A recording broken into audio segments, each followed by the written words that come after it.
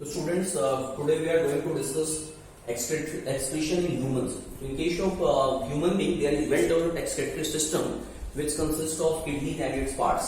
So kidneys, we have we have one pair of kidneys and then one pair of ureter. One emerges from each kidney. The together, ureters, both the ureters open into a sac-like structure which is called urinary bladder, and urinary bladder opens outside through an opening which is called urethra. Kidneys जो है वो कमर के हिस्से में lumbar region में situated होती हैं, और किडनी के अगर हम वेट की बात करें तो each kidney is approximately 150 to 170 gram. यहाँ पे आप देखिए जो लेफ्ट किडनी है, left kidney is slightly lower than the right kidney is slightly lower than the left kidney. Reason is that here there is liver. Liver जो है वो kidney को राइट साइड में लिवर प्रेजेंट होता है जो kidney को राइट किडनी को थोड़ा सा नीचे की तरफ पुश कर देता है। Then we have ureter, approximately this is 25 to 30 centimeter long tube। तो किडनी के अंदर जो यूरिन की फॉर्मेशन होती है वो यूरेटर के थ्रू आकर के यूरिनरी ब्लैडर में एक्युमुलेट होती है। And then urethra in case female it is approximately 3 centimeter long, but in case of male since it passes through the penis so it is 20 to 25 centimeter long। तो urethra के through urine को body से बाहर निकाला जाता है। अब kidney में उसकी फंक्शंस को परफॉर्म करने के लिए सेवरल यूनिट्स होती हैं, and these units are called nephrons और यूरिनिफेरस ट्यूब्स। तो नेफ्रॉन के स्ट्रक्चर की अगर हम बात करें, अगर नेफ्रॉन की हम बात करें तो नेफ्रॉन में कुछ पर्टिकुलर स्ट्रक्चर्स हैं। Each nephron contain nephron are the structural and functional unit of the kidney. तो नेफ्रॉन के अंदर, नेफ्रॉन को पहले हम दो पार्ट में डिवाइड कर सकते हैं। Nephron has Malpighian corpuscles,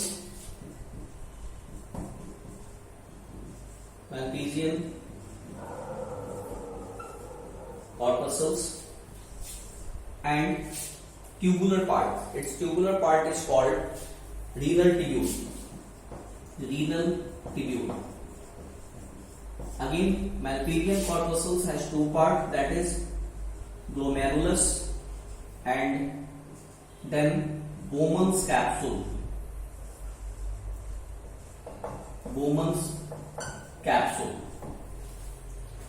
And renal tubule has again three parts, that is PCT or proximal convoluted tubule,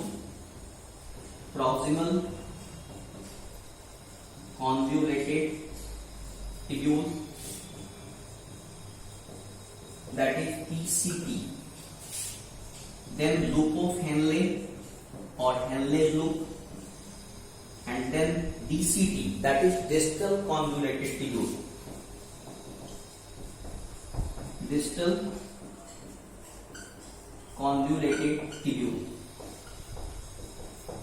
तो अब इसकी एक हम फिगर के थ्रू हम यहां पे देखेंगे कि Malpighian tubule,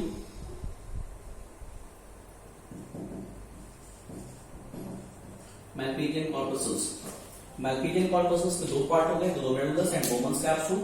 renal tubule, renal tubule, it has three portions: proximal convoluted tubule, that is PCT, loop of Henle, and DCT, that is distal convoluted tubule। तो इसकी फिगर के थ्रू हम इसमें आप देखते हैं कि ये सारे पार्ट्स कहाँ पे होते हैं और किस तरह से एक्सक्रीशन के प्रोसेस को परफॉर्म किया जाता है, इसका मैकेनिज्म क्या होता है। तो this is the structure of one typical nephron. तो दिस इज रीनल आर्टरी जो यहाँ पे एंटर कर रही है, और रीनल आर्टरी इसके अंदर एंटर करने के बाद एक बंच ऑफ कैपिलरीज बनाती है, and that is called glomerulus. तो this one is renal artery जो इसके अंदर एंटर कर रही है, renal artery, and this is called glomerulus.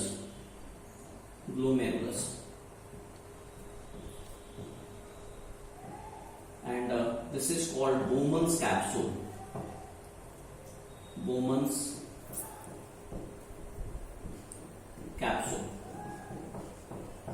और इस दोनों को मिलाकर के हम क्या नाम देते हैं? Malpighian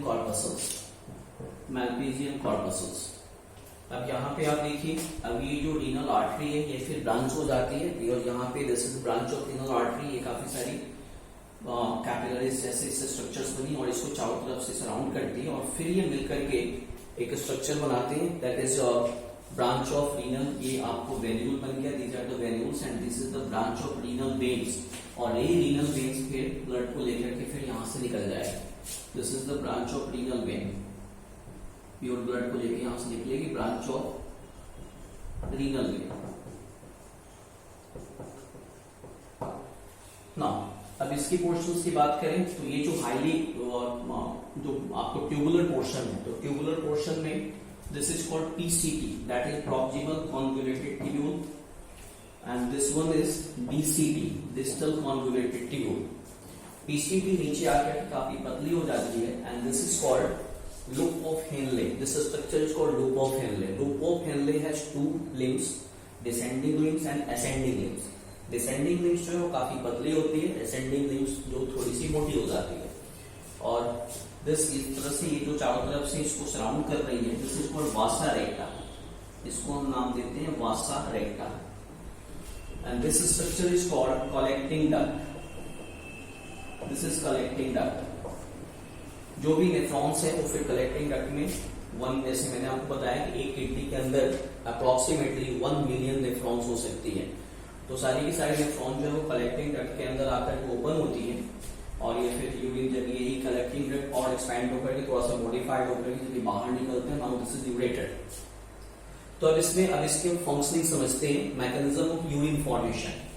mechanism of urine formation में हमारे पास 3 पार्ट्स होते हैं। Urine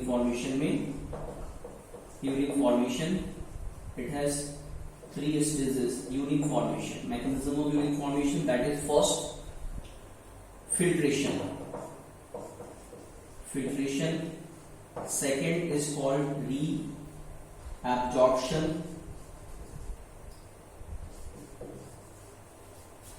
and third is secretion। 3 stages में यूरिन की फॉर्मेशन होती है।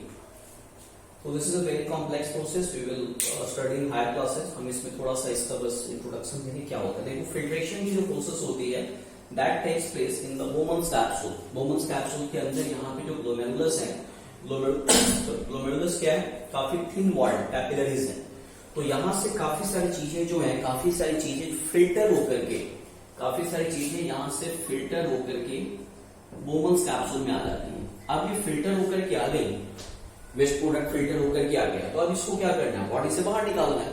तो जब केवल बॉडी से बाहर निकालना, फिर इतनी ज्यादा हाईली कॉन्वोल्यूटेड स्ट्रक्चर की रिक्वायरमेंट क्या है। एक्चुअली ये हाईली कॉन्वोल्यूटेड स्ट्रक्चर से सरफेस एरिया बढ़ा दिया जाता है, और ये बिकॉज जो चीजें यहाँ से फिल्टर होकर के बाहर आई हैं, it contains a lot of useful substances, amino acid, different types of minerals, water etcetera. तो इन जो भी हमारे पास जो यूजफुल सब्सटेंसेस हैं उनको बॉडी के अंदर रिटेन करना है। दैट्स व्हाई जो नेक्स्ट स्टेप होगा दैट विल बी रीअब्जॉर्प्शन। अब जो फिल्ट्रेट जो है, फिल्ट्रेट जैसे जैसे यहां से होकर के पास करेगा, तो इसमें से यूजफुल चीजों को एब्जॉर्ब किया जाएगा, यूजफुल चीजों को एब्जॉर्ब किया जाएगा, और साथ के साथ इसको वापस फिर इस जो भी यूजफुल सब्सटेंसेस हैं इनको वापस ब्लड कैपिलरीज में डाल दिया जाएगा। जैसे जैसे इसको एब्जॉर्ब किया जाएगा और इसको वापस ब्लड कैपिलरीज में इसको डाल दिया जाएगा, तो दिस इज रीअब्जॉर्प्शन। अब कॉन्टिन्यूअसली रीअब्जॉर्प्शन की प्रोसेस से यूरिन का जो पीएच बैलेंस है, सोडियम पोटेशियम बैलेंस है, पीएच बैलेंस है, वो डिस्टर्ब हो जाता है। तो पीएच को भी मेंटेन रखना है। The pH of urine is slightly acidic, that is approximately 6, तो इसको भी मेंटेन रखना है। तो नेक्स्ट स्टेज इज सिक्रीशन। अब जब ये डीसीटी में आता है, तो जिसके लूप ऑफ हेनले में कुछ जो सेल्स होते हैं वो क्या करते हैं, फिर कुछ चीजों को वापस इसमें सिक्रीट करते हैं, कुछ different types of mineral, different types of ions को वापस सिक्रीट किया जाता है, और उसको फिर से यूरिन का पार्ट बन जाता है। नाउ अब क्या होगा, अब जो यूरिन जो है वो फिर इसके थ्रू आकर के यहाँ पे आया, जो फिल्ट्रेट है वो यहाँ पे आके कलेक्टिंग डक्ट में, now it is called urine, जो कि स्लाइटली येलोइश कलर का लिक्विड होता है, and it is slightly acidic also, that is 6। इसका जो पीएच है वो ऑलमोस्ट 6 होगा। पर डे जो फिल्ट्रेट, दोनों किडनी मिलकर के पर डे जो फिल्ट्रेट होता है, यानी ब्लड में से जो निकाला जाता है, the volume of the filtrate is approximately 180 litre. You can imagine huge volume, 180 litre per day filtrate यहाँ पे होता है। बट जब ये आगे चलेगा तो वही रीअब्जॉर्प्शन किया जाएगा, और फाइनली जो पर डे जो यूरिन की वॉल्यूम जो हम एक्सक्रीट करते हैं that is 1 to 2 litre, approximately 1.5 litre urine is excreted per day. तो आप इमेजिन कर सकते हैं कि कितना ये कॉम्प्लेक्स मैकेनिज्म है कि जो फिल्ट्रेट जो है वो 180 लीटर फिल्ट्रेट 180 लीटर फिल्ट्रेट को लिया गया और फाइनली डिफरेंट प्रोसेसेस से उसको केवल 1.5 लीटर में कन्वर्ट किया गया, बाकी rest is again absorb in the body, blood के अंदर चला गया। और अब ये फिर जो ब्रांच ऑफ रीनल वेन है यहाँ से निकली तो ये प्योर ब्लड को लेकर के बॉडी के अंदर चलेगी। इस तरह से ये प्रोसेस कॉन्टिन्यूसली रिपीट किया जाता है। यूरिनरी ब्लैडर में आकर इकट्ठा हुआ, यूरिनरी ब्लैडर एक बार में लगभग 500 to 700 मिलीलीटर तक यूरिन को होल्ड कर सकती है। उसके बाद से क्या होता है, अब जब यूरिन यहाँ पर ज्यादा एक्यूमुलेट हो गया तो ये फिर मतलब प्रेशर क्रिएट करेगा, उस प्रेशर से हमें फिर यूरिनेशन की फीलिंग आती है और फिर यूरिन को यूरेथ्रा के थ्रू बॉडी से बाहर निकाला जाता है, that is called micturition. Urine की बॉडी से बाहर निकलने की प्रोसेस को elimination of urine is called micturition. तो this is the formation of urine और एक्सक्रीशन। किडनी एक्सक्रीशन के अलावा एक और भी फंक्शन को परफॉर्म करती है and that is called osmoregulation. जैसे जो फिल्ट्रेट मैंने बोला 180 लीटर फिल्ट्रेट है और फाइनली ये कॉन्सेंट्रेट होकर के कितना हो गया 1 to 2 लीटर, तो ऑब्वियसली इसमें लार्ज क्वांटिटी ऑफ वाटर को एब्जॉर्ब किया जाता है। तो एक्सेस क्वांटिटी ऑफ वाटर को एब्जॉर्ब करना यानी बॉडी के अंदर वाटर और वाटर के साथ साथ मिनरल्स और आयंस की बैलेंस को मेंटेन रखना, दैट इज कॉल्ड ऑस्मोरेगुलेशन। तो एक्सक्रीशन के साथ साथ ऑस्मोरेगुलेशन की प्रोसेस को भी परफॉर्म किया जाता है। अब कितना वाटर एब्जॉर्ब किया जाएगा, यूरिन की वॉल्यूम कितनी होगी, ये डिपेंड करेगा कि आपकी वाटर इनटेक कितनी है। अगर आपकी वाटर इनटेक कम है तो उस केसेस में फिर क्या होगा, मैक्सिमम वाटर को एब्जॉर्ब किया जाएगा और यूरिन की वॉल्यूम काफी कम हो जाएगी, यूरिन आपका कॉन्सेंट्रेटेड हो जाएगा, which is not good for your health. That's why, क्योंकि वाटर हम जितनी ज्यादा वाटर लेते हैं तो बॉडी के जो मतलब टॉक्सिक सब्सटेंसेस है वो फिर इसमें डिसॉल्व होते हैं और डिसॉल्व होकर के मैक्सिमम क्वांटिटी में जो टॉक्सिक सब्सटेंसेस है वो मिक्चुरेशन की प्रोसेस के थ्रू बॉडी से बाहर आता है। तो ऑस्मोरेगुलेशन और एक्सक्रीशन दोनों प्रोसेस किडनी के थ्रू परफॉर्म की जाती है। Now the case of kidney failure, sometime क्या होता है, किडनी फेलियर हो गई, किडनी काम नहीं कर रही, तो in that case what will happen, हमारे पास दो ऑप्शन होता है। एक तो हीमोडायलिसिस, पर्सन को बार बार डायलिसिस करानी पड़ती है। डायलिसिस में क्या होता है, there is an artificial machine, मैं आपको एक छोटा सा बस बताऊं। यहाँ पे देखिए जैसे ये हमारे पास एक बॉक्स लाइक स्ट्रक्चर है डायलिसिस मशीन में, और इसके अंदर क्या है, इसके अंदर आप देखिए, इसके अंदर एक आर्टिफिशियल इस तरह की स्ट्रक्चर होती है which is made up by cellophane membrane. Cellophane membrane जो है वो ऑलमोस्ट उसकी जो स्ट्रक्चर है वो आपको प्लाज्मा मेम्ब्रेन से मिलती जुलती है, यानी कि सेलेक्टिवली परमेबल मेम्ब्रेन है। तो and again this is highly branched. Branching का पर्पस क्या होगा कि सरफेस एरिया जो है वो काफी बढ़ जाएगा, तो सरफेस एरिया को बढ़ाने के लिए यहाँ पे ब्रांचिंग होती है। और इसी अब यहाँ पे देखिए क्या होगा, यहाँ पे एक लिक्विड ऊपर की तरफ एक वेसल्स है, this is it contain dialysis fluid. इस डायलिसिस फ्लूइड को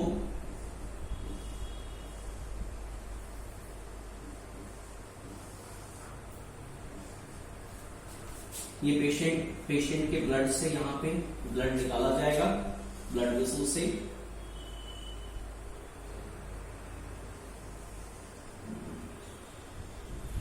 वेन से निकाला जाएगा और वापस जब ये प्यूरिफाई हो गया तो अब इसको वापस फिर वेन्स में इंजेक्ट किया जाता है। देखिए यहाँ पे सिंपल समझिए, ब्लड को ऐसे निकाला गया और अब ये ब्लड जैसे जैसे इसके अंदर फ्लो होगा, यहाँ पे क्या है, एक फ्लूइड है, this is called dialysis fluid. ये डायलिसिस फ्लूइड देखिए बीच बीच में जो गैप है, इस गैप के अंदर डायलिसिस फ्लूइड है। ध्यान से आप मेरी बात समझिए, यहाँ पे क्या हुआ, ये डायलिसिस फ्लूइड ऊपर आ रहा है। तो डायलिसिस फ्लूइड में क्या है कि जो मिनरल्स या जो चीजें हैं उसकी कॉन्सेंट्रेशन कम है, और ब्लड में जो है, ब्लड में जो एक्सक्रीटरी सब्सटेंसेस उसकी कॉन्सेंट्रेशन ज्यादा है, तो ज्यादा से कम की तरफ फ्लो होगी। तो ब्लड से क्या होगा, जो कुछ भी जो फालतू चीजें हैं वो फिर ब्लड से बाहर निकल करके इस डायलिटिक फ्लूइड में आ जाएगी। तो डायलिटिक फ्लूइड जो डायलिसिस फ्लूइड है वो ये फिर गंदा होता जाएगा, इसको यहाँ पे हम एक्यूमुलेट करेंगे और यहाँ से फ्रेश डायलिसिस फ्लूइड हम इसको पंप करते हैं। तो धीरे धीरे कुछ देर में फिर क्या होता है कि पूरा का पूरा ब्लड आपको प्यूरिफाई हो गया, free from the excretory product, और अब इसको वापस हम पेशेंट के वेन्स में इंजेक्ट कर देते हैं. This is haemodialysis, but this is not a permanent solution. Obviously patient को time to time certain days पे डिपेंड करेगा कि किडनी कितनी ज्यादा डैमेज है, तो बार बार करवानी पड़ती है, and it is also very painful process. In that case the second option is kidney transplant. Again it is also not very easy process. आपको एक सुटेबल डोनर की रिक्वायरमेंट होगी जिसकी जो बॉडी के काफी सारे पैरामीटर आपकी बॉडी से मेल खाए, मतलब ब्लड जो ग्रुप वगैरह और भी डिफरेंट चीजें, एज फैक्टर्स और काफी चीजें हम कंसीडर करते हैं. तो kidney transplant is the permanent option. But kidney transplanting मतलब ये नहीं होता कि आपने किडनी लगा लिया और आप फिर मजे से अपने सारे काम कर रहे हैं. नहीं, ऐसा कुछ नहीं है. नो डाउट एक किडनी इंसान के सर्वाइवल के लिए सफिशियंट है, बट स्टिल चूंकि ऑर्गन जो है वो आपको किसी और बॉडी से आ रहा है, तो हमारा इम्यून सिस्टम उसको इजिली एक्सेप्ट नहीं करता. तो in that case life long medication होती है. पेशेंट को कुछ certain medicine which are called immunosuppressant drugs, जो इम्यून सिस्टम को एक तरह से फूल बनाती है, उल्लू बनाती है, एक तरह से कि मांझा भी अपना ही ऑर्गन है. तो लाइफ लॉन्ग पेशेंट को इस तरह की मेडिसिन लेनी पड़ती है. अदरवाइज अगर जिस दिन पेशेंट मेडिसिन लेना बंद कर देता है, तो in that case immediate rejection की प्रोसेस शुरू हो जाती है. तो this is all about excretion in human beings. Now something about excretion जो है वो, now excretion in plants. Plants में एक्सक्रीशन के लिए कोई वेल डेवलप्ड सिस्टम हमारे पास नहीं है. अलग अलग प्लांट्स में अलग अलग तरह से एक्सक्रीशन होती है. अब प्लांट्स में क्या है कि कुछ प्लांट्स में क्या है कि जो एक्सट्रैक्टिव प्रोडक्ट्स हैं वो रूट्स के अंदर एक्यूमुलेट होते रहते हैं, और रूट्स का वो पार्ट रूट हेयर या और भी रूट का वो पार्ट टूट करके अलग हो जाता है और फिर सॉइल के अंदर डिकम्पोज हो गया, तो एक्सट्रैक्टिव प्रोडक्ट्स अलग हो गया. मोस्ट ऑफ द प्लांट्स क्या करते हैं, आपने देखा होगा कि जो ट्रीज हैं, प्लांट्स हैं, उनके जो लीव्स हैं, लीव्स गेटिंग ओल्ड, पुराने पड़ते हैं, धीरे धीरे वो पीले हो जाते हैं और टूट के गिर जाते हैं. That is also method for extracting the waste product. Leaves के अंदर एक्सट्रैक्टिव प्रोडक्ट, फालतू चीजें एक्यूमुलेट हो रही है, फाइनली लीफ जो है वो डिटैच हो गया प्लांट से, इस ढंग से अलग हो गया. और कुछ केसेस में क्या है, जो बार्क होती है, जो बार्क ऊपर की जो लेयर है, ट्रीज के ऊपर की लेयर है, उसके अंदर एक्सट्रैक्टिव प्रोडक्ट इकट्ठे होते हैं, बार्क डेड हो जाते हैं, डेड होकर के अलग हो जाते हैं और वो फिर अलग हो गए इस ढंग से. And most of the cases जो प्लांट्स के एक्सट्रैक्टिव प्रोडक्ट हैं हमारे लिए वो यूजफुल हो जाते हैं. कैसे, जैसे चाय काफी कॉमन है, ब्रिटिशर्स मोस्ट प्रोबेबली हमारी कंट्री में लेके आए. उसके पहले चाय का कोई कॉन्सेप्ट नहीं था, उसके पहले हमारे यहाँ दूध लस्सी वगैरह का कॉन्सेप्ट होता था. बट चाय का जो कॉन्सेप्ट ब्रिटिशर्स लेके आए. नो डाउट चाय अब की काफी कुछ फायदे भी हैं, बट काफी ज्यादा नुकसान भी है इसके. वो हमारा टॉपिक नहीं है. अब चाय आज के डेट में हमारे मॉडर्न लाइफ का एक काफी इंपॉर्टेंट पार्ट हो गया है. आप कहीं भी किसी भी फ्रेंड के यहाँ जाते हैं तो आपको चाय कॉफी के लिए पूछा जाता है. तो चाय में क्या होता है, कॉफी में कैफीन नाम का एक सब्सटेंस होता है जो आपको एक रिफ्रेशमेंट देता है थोड़ा बहुत. वैसे ही चाय में थेइन नाम का एक सब्सटेंस होता है जिससे आपको रिफ्रेशमेंट फील होती है.